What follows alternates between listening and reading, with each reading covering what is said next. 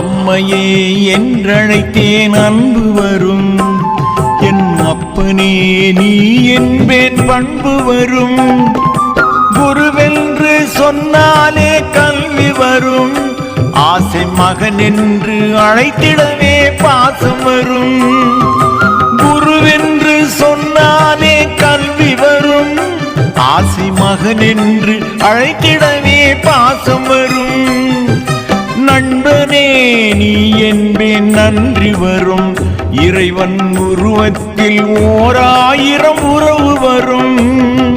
நண்பனே நீ என்பேன் நன்றி வரும், இறைவன் உருவத்தில் 1000 உறவு வரும்.